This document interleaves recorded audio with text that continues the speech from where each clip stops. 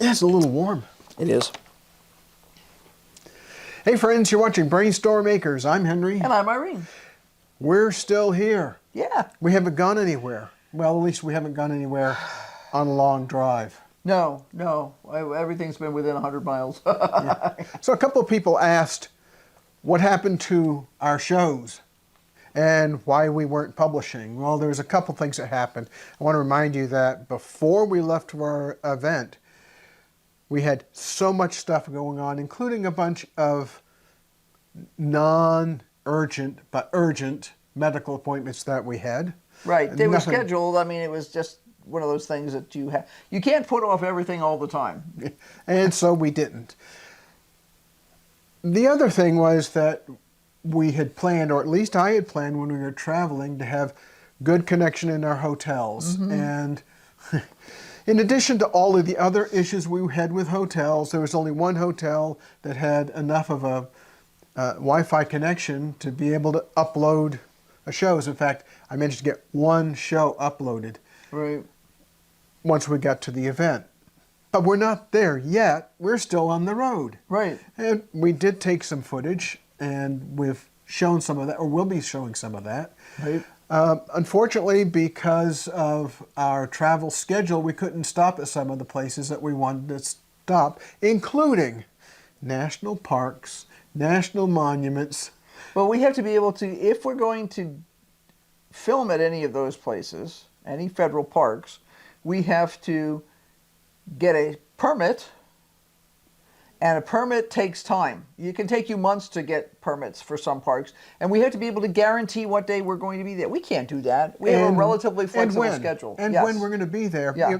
These fees can be anywhere from $35 to several $100s, and you don't know until you go through the application process. Right. That's because the federal government has a mandate to do cost recovery, and all that means is if you use it, they want you to pay for it. Right. Now, we have the cards that let us go into any federal monument or park, or and then we bought them years ago, and they're good for, as long as we don't lose the cards, they're good for our lives. For us, for life, but that program is no longer available, so we guard those jealously. Yes. But even if we were just doing yearly things, I mean, you're paying your dues. I don't expect to get in for free, but the whole permitting thing has become pretty egregious. You'll see very few YouTubers actually shooting in national parks and stuff anymore because the process is too difficult. And if they get caught, the federal statute specifically calls out YouTube as being a money-making business. Now, for most of us, we don't get anything, but or the amount of money we get, you're lucky doesn't pay for much. I'll put it that way. Yeah, I mean, what, $100 a quarter, maybe, if you're lucky. That's a good quarter. Yeah, it's a good quarter. It's not like, I mean, it wouldn't even pay for the price of the fees that they want to charge you for it. So that's why, if you notice suddenly people are not filming in national parks and stuff, that's why. Yeah. Now, I have footage from the Grand Canyon and other places that I would love to use, but you know what? I'm really reluctant to go put some of that together for a YouTube show because I just don't want the hassle of the National Park Service or anybody else coming and seeing a problem. You'd have to figure out how do you prove that it was taken before a certain date. Well, if you were lucky enough to have taken a picture, say there was going to be an art show and it was going to be a specific date and it was before the date when the law went into effect, you could be standing there showing the poster going, look, we're going to go see this. But the hassle factor is just not worth it. Now, there are shows that we have on our channel from 4 years ago when we went to a variety of places and we show some information. Things like going to Carhenge, which was in Texas, and the second largest cross in North America. Right. Those aren't owned or managed or anything by the federal government, so there's no fees associated with that. And generally speaking, those people are thrilled to have their stuff thrown up on the internet because they're like, oh, somebody else might stop by, We did stop at Corning Museum of Glass. They have no problem with you taking pictures there. They have no trouble with you putting the stuff up. It's just another ad as far as they're concerned. It's going to make other people who are interested in historic glass come by and see them. You know, You know, and one it's, of the- one of it's the a good- fabulous location. One of the good things about our trip this summer was that Rufus got a lot of new experiences. Right. Going to the museum was his first museum, or first large-scale museum. Right. And they were fabulous. We Yeah. talked to the people at the desk and said, he's a new service dog to us. He's new in his training. He had about 5 months worth of training. And my concern and Irene's concern was, if he needs to go outside and How do we get him go, outside? how do we get him out? And they said, okay, you can go out through. Hello. Are you done shaking? It says, I'm thinking about it. Anyway, one of the problems is that if he had to go, how do we get him out? Yeah. And yeah. so they had a little huddle, and they said, okay, you can go out these doors, these doors, these doors, and any place out there where there's grass, just pick up. Yeah. Yeah. So they were fabulous. Yeah. They were awesome. And he had a pretty decent time. The only time. Except, Yeah, there's one. it's a sky bridge. It's a sky bridge, and once again, Mom was trying to drag him off a cliff. Jack had the same problem with the glass floors. But I remember the museum up in Salt Lake City. He would not walk on the floor. I had to carry him. Well, Jack would only weigh 25 pounds. I could carry him. I don't want to have to carry a 55-pound dog. Yeah, So- we trade off, or did trade off carrying Jack. Mostly Irene carried him because he was really attached to her. Right. So having her carry him kind of calmed him down. And Right, made because he things was better. convinced we were going to fall off a cliff. Now, and I Ruth- got to admit, it is a little odd to walk on glass floors. And I don't trust them. Yeah, really. I'm like, oh, I know I should be. This should be fine, but But Rufus did very, very well. Mm-hmm. She talked to him and walked him through it slowly, and he came out just fine. yeah, he had to smush over to one side, but he was fine. Yeah, he had an okay time. He met a toad for the first time, which was not wonderful. That happened at night, and having a toad jump up on you at night after dark, he was a little scared by that. And he met a maple leaf for the first time. We don't have any large leaves in our area. The largest leaves that we have are about that big. Everything else is, on trees. Everything else is Conifers. So pine trees and piñons and junipers and stuff yeah. like that. So he's never seen leaves. And, grass and leaves and weeds and stuff, that's one thing. But after having been jumped on by the toad, he was a little skittish of anything kind of large and toad-like. So I had to explain to him that a maple leaf in Pennsylvania was just a maple leaf, and then he had to lick it because that's what he does. Now, the rest of our trip from Corning, New York to Pennsylvania was interesting. Right. And it was interesting because I learned something about how the specific GPS that I was using worked. Right. It was constantly calculating the shortest route or the fastest route. Right, you have to where be we're really going. careful. We have used multiple event sites over the years where we specifically gave attendees instructions not to use their GPS to get there, because the GPS would take them on roads which were unsuitable for anything but four-wheel drive vehicles, and people who know how to drive a four-wheel drive vehicle on a four-wheel drive only road. You mean not like people who watch the Jeep commercials? And Yes, we love to watch some of the off-road rescue. Yeah, the YouTubes, recovery people. the yeah. recovery people, and they'll be talking about, why did somebody think it was a good idea to drive a Camaro down this road, or to drive this thing there, or to drive, or they'll have a Jeep, but it's a stock Jeep right off the lot with no additional capacity for flexing the vehicle, or maybe the four-wheel drive doesn't even work. Maybe it's all this kind of stuff. And then they get themselves sunk somewhere, and these guys have to go rescue them. And as we were driving across the United States, and even recently since we've been home, we'll be watching videos, and in between they pop up these blasted ads because we don't pay for the free YouTube. They'll say, that commercial is why these people think they can do this crap. And sure enough, Henry watched that ad with me, and he goes, oh yeah, this part's okay, that's okay. Nope, that's not okay. Because it shows them driving through deep water, or it shows them driving on a surface that could easily be a breakthrough sugar sand underneath or something like that. If you don't have experience with those sort of environments, you don't understand that there are types of sand where I could stand there and literally sink just because the sand is so fine. So something as heavy as a car is going to belly down in there right up to the axle. So we now laugh at the car commercials and understand why people are being foolish. Why people get themselves in Yeah. trouble. We've both been around people who have had a four-wheel drive and were in a right big hurry to go rescue somebody who's stuck.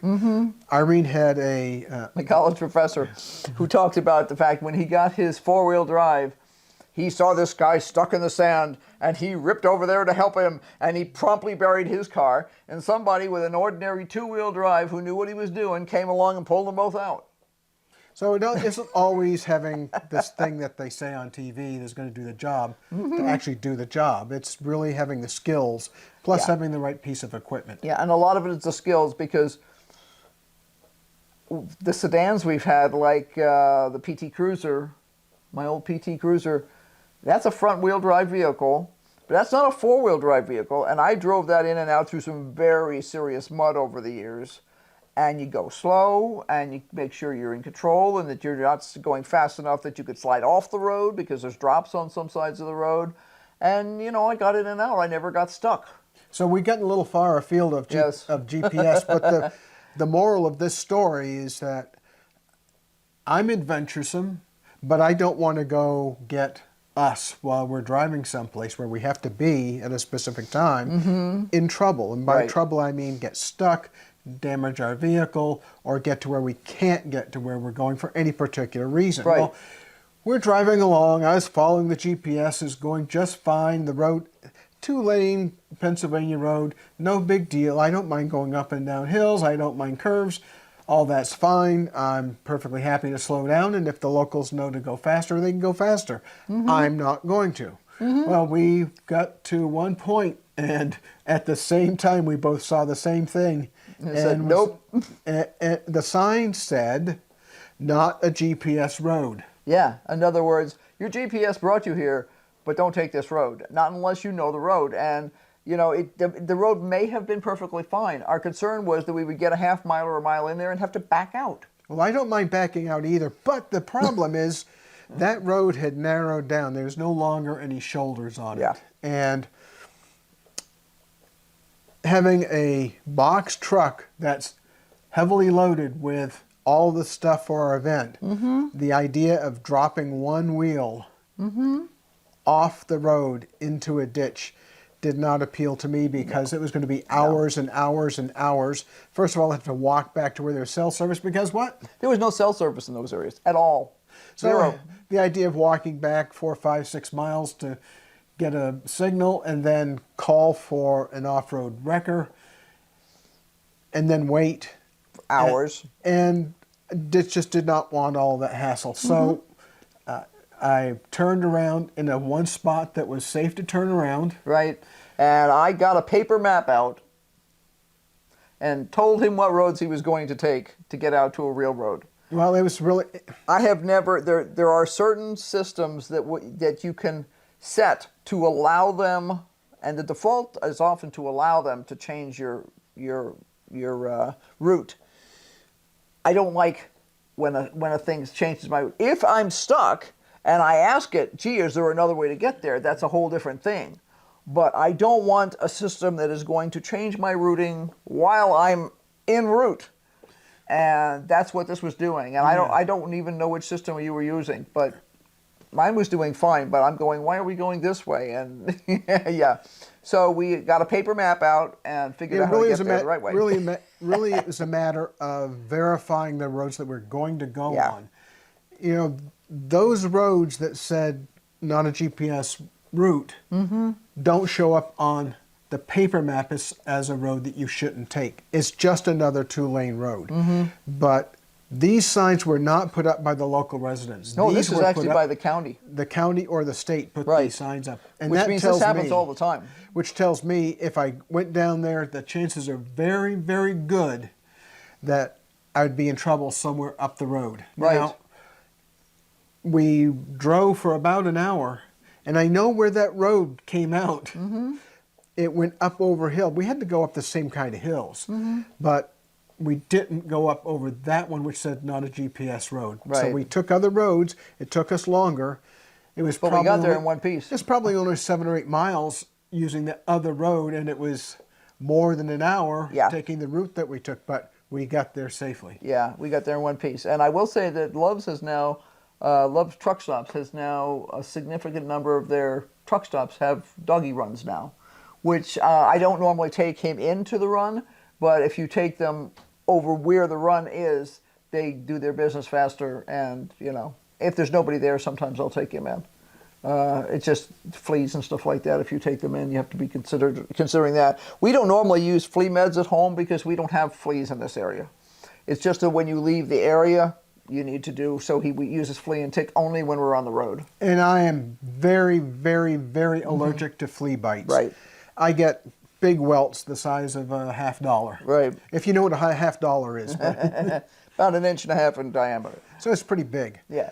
Now, why didn't we put more things up while we were on the road? The real simple reason was I couldn't get access that was reliable enough. Right. When we got to the site, I knew exactly what I was going to do. Mm-hmm.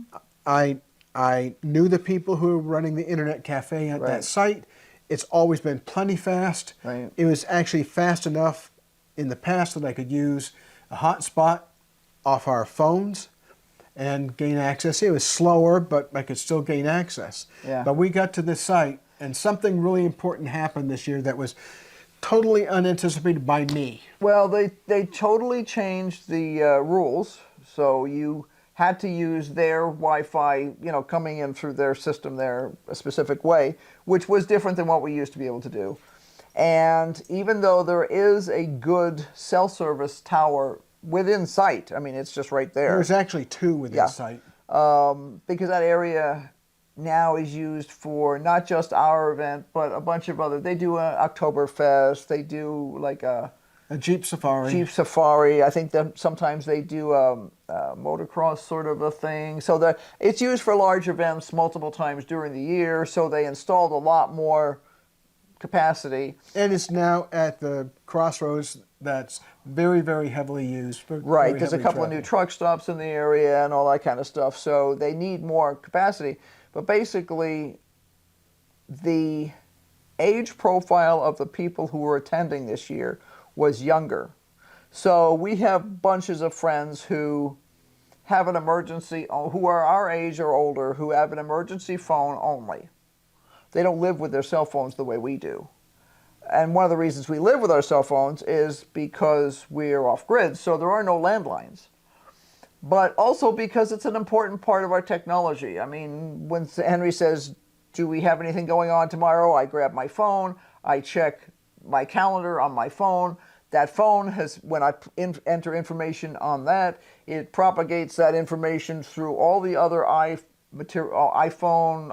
iPads, iPad Pros that we have. So you can go to any of those machines and it's all right there. So the ultimate issue was actually created by the event itself. Mm-hmm. For 49 years, Mm-hmm. they've had a published gatebook. That's the rules of the site and the classes they're going to go on. About 48 and, years. And how Yeah. to go to... This was 50, so it's 49 years. No, because they didn't have one last year either. And it was a pain in the guest wear last year too. Yeah. You're right. Yeah. Well, anyway, so you had a much larger influx of people who were obligated to use their cell phone to actually get the gate book and the class notes and all those kinds of things. So ultimately, the problem was it overwhelmed Totally the cell tanked the sites. systems. Totally. So it was hard enough to run the credit cards. Yeah, there were times when you'd have to wait a minute before you could run a credit card, or it would run really slow because there were enough people running credit cards along with everybody else who's trying to do something that there was not enough bandwidth. So, So ultimately, that was one of the big factors. And then the other thing was, how much did we work while we were there? We busted hump the entire time we were there, and most of the merchants that did well said the same thing we did.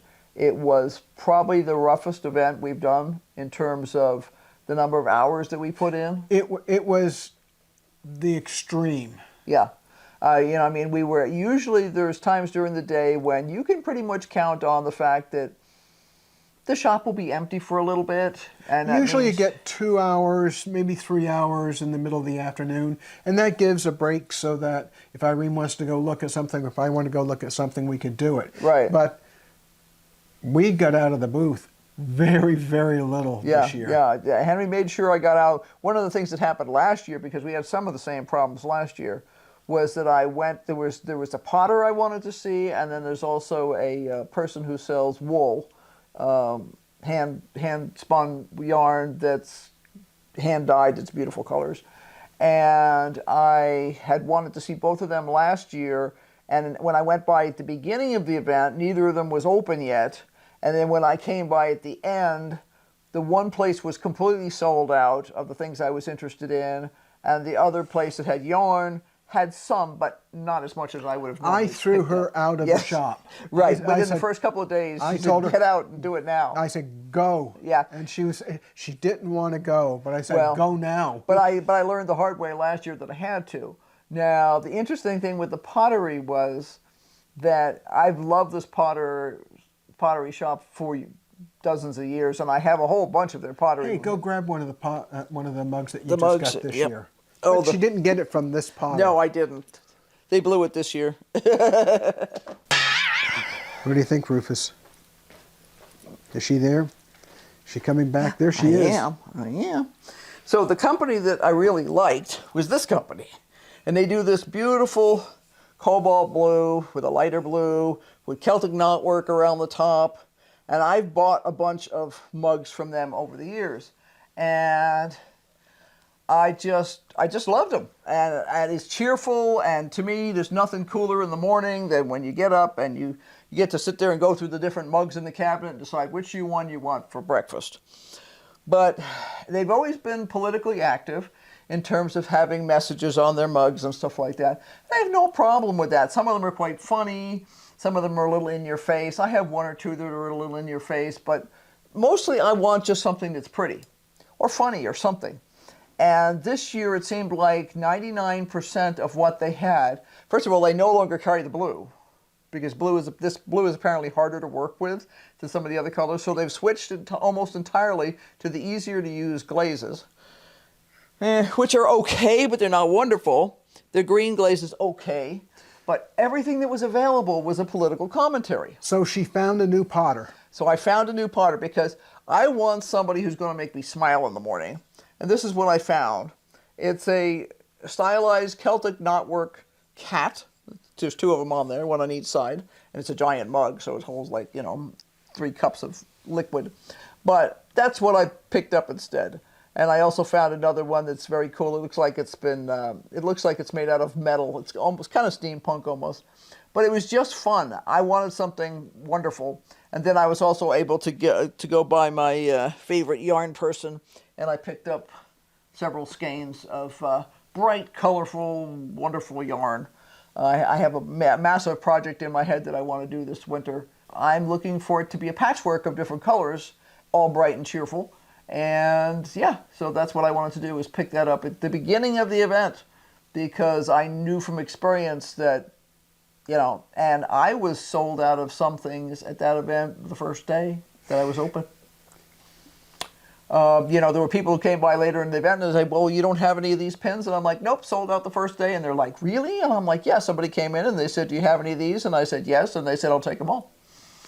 Okay. Do you want that cash or credit? I mean, that's my only question. My preference is to have a stock at least most of the way through the event. But one of the things that people have to get over is this thought that somehow we have a warehouse in the back.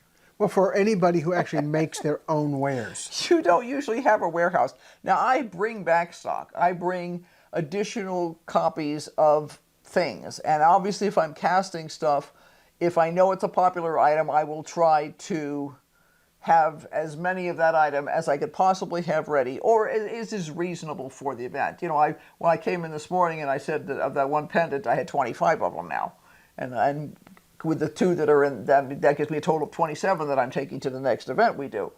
That'll probably be fine. Maybe. Is it possible I could sell out? Yeah, it is possible, but it should cover. There'll be other things that I'm not going to have. I'm just not going to have. I can only cast so many times between now and then. It's just the way it's going to be. Well, in between all of this, we got back 2 days later. 2 days after we got back, Irene went in to have her pre-operation checkup. Right? And then 1 week later, you had? My first cataract surgery. Yep. And that went?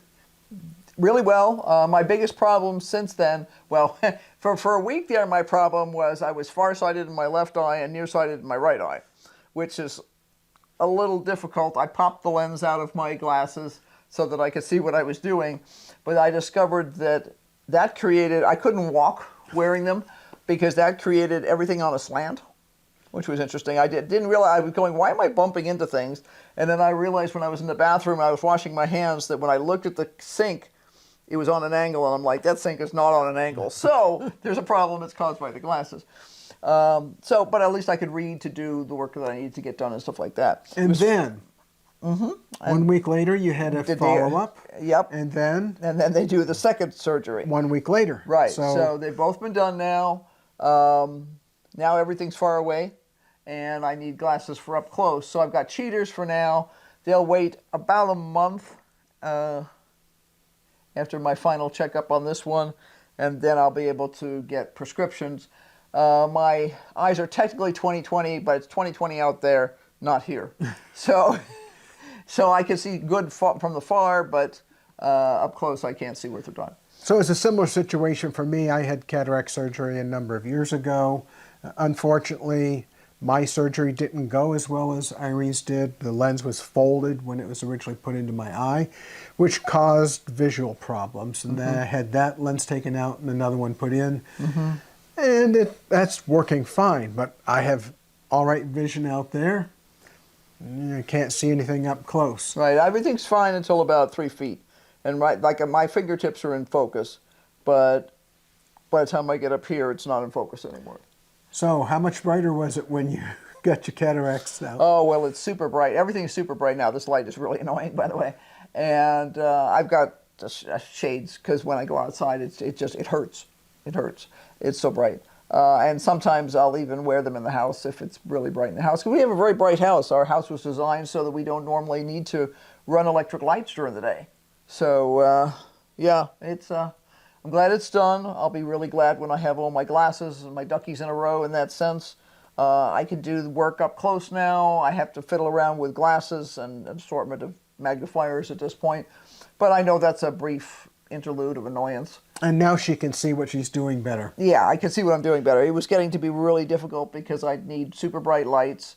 And even with the super bright lights, sometimes I'd miss things and then I'd catch them later and then you wind up, yeah.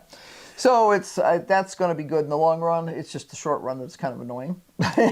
So the final roundup on our stays in hotels on the way back, we stayed at many of the same hotels. Right. Because they happened to line up where we wanted to be. Right. And what do we see coming back? Well, let's see. At the one hotel where the key card machine was broken on the way out, it had been repaired on the way back, so that was great. The place that had broken elevators still had broken elevators. They still had not repaired them. And we probably will not stay there again. The neighborhood we've decided we're not going to stay there. The neighborhood has become so full of homeless people. And it's just, I'm not comfortable. Even homeless people need a place to stay. But right. You know what? You don't want what's going on. I mean, I'm looking at prostitutes and drugs and all kinds of other stuff in the parking lot or 2 feet away from the parking lot, and I'm just not comfortable with it because it's not like it's a random thing. There've always been a few random homeless people around there. Now the neighborhood has become abysmal to the point where we're not going to stay there again. Yeah. We'll find another hotel. Going to Penzic, which is the event we were going to, we had one hotel that had a fire alarm at 2 o'clock in the morning. Yeah, that was the night before we were actually going to into the event, into Penzic, which means, you know, it wakes you up at 2 in the morning, you get clothes on and you get the heck out of there. I've been in hotel fires before. Real ones. And having that alarm go off puts me on edge. Yeah, right. Well, I mean, it's like Rufus and I were able to go back to bed fairly quickly when we got back into the room. And he was great because we have a rather noisy smoke detector here. And the rule for both the cat and the dog is when the smoke detector goes off, you go to the kitchen door and I let you out into the yard. And we've always gone with that theory of life because the animals don't like the sound, but also the way cats and dogs die in fires is they go hide under a bed or something stupid like that. So if they're trained to go to the kitchen door and be let out into the yard where it's not as noisy and stuff, they're not as stressed. We're not worried about whether there really is a fire. 99.99999% of the time, there's a little bit of smoke that's just set off a smoke detector, or we've had a smoke detector go bad before. And you have to get up there and you have to unwire it. I've had to do that a couple of times, which is really not my idea of a good time because it gets really loud up there. So all is fine. There was a hotel fire at that time, which we found out at our next stay at that same hotel. Right. I would have much rather them tell me that, yes, there was a fire and it was put out. Right. We had to wait for the fire department head, Yeah. who was actually the captain, Yeah. who was a female, Yeah. to go certify that the place was safe to re-enter. Right. So, well, I'm glad all that worked out well. I have a lot more that I'm going to be telling you later on, including right before we got ready to leave, we had a battery fail for our Solar system. And that's a whole nother story, and it's a much longer one. And it's not done yet. Because we've only been back a couple of weeks, and we've had to deal with all of the medical things. Right, So, right. Well, thanks very much for watching. Don't forget to hit like, subscribe, and Hit that notification bell so that you don't miss any of our daring do's as we do our darings. we'll talk with you later. Bye. And don't forget to brainstorm. Yeah, we obviously do.